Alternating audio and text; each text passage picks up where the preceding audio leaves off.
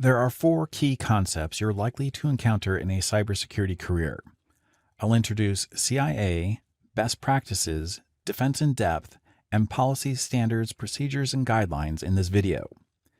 If you're planning a career in the industry, the more you know about these concepts, the better. Let's start with the concept of CIA, and no, this isn't the Central Intelligence Agency. In the cybersecurity world, CIA stands for Confidentiality, Integrity, and Availability, and may sometimes be referred to as the CIA Triangle or CIA Triad. It isn't unusual to see job listings requiring applicants to have a fundamental understanding of CIA. CIA is often considered the foundational concept of cybersecurity because if you're missing any one of the components, the C, I, or A, you can't have strong security. In a nutshell, confidentiality refers to keeping secret information secret. Integrity means protecting information from being changed or damaged. And availability means ensuring information is available when needed. Companies and organizations will expect you to understand and apply the CIA concept in your role supporting the security program. The next key concept is best practices. Cybersecurity job listings may say something like the candidate must know security best practices. Best practices refers to the methodologies generally recognized to achieve strong security within an organization. But if you'd like to find the definitive source for cybersecurity best practices, you're going to have a challenge because there really isn't any.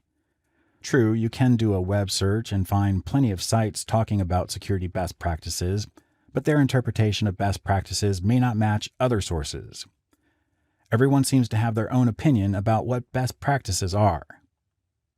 My advice to anyone wanting to understand security best practices is to start by studying cybersecurity frameworks such as ISO IEC 27001, NIST Special Publication 800-53, NIST Cybersecurity Framework or CSF, the CIS Critical Security Controls, and the PCI Data Security Standard.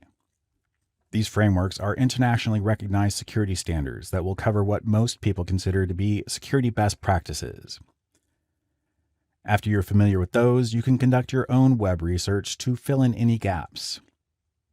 You'll find links to these frameworks in the handout for this video. Another key concept you'll likely encounter in your cybersecurity career is the concept of defense in depth. Defense in depth is the classic military idea of having many lines of defense to protect from the same form of attack. That's why castles will have moats, high walls, and archers to protect against enemy armies.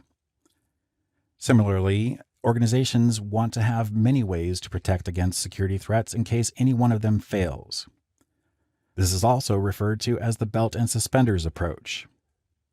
So an example of defense in depth to protect against malware would be anti-malware controls on firewalls and mail servers, network monitors to detect malware traffic signatures, and anti-malware software on all servers and workstations.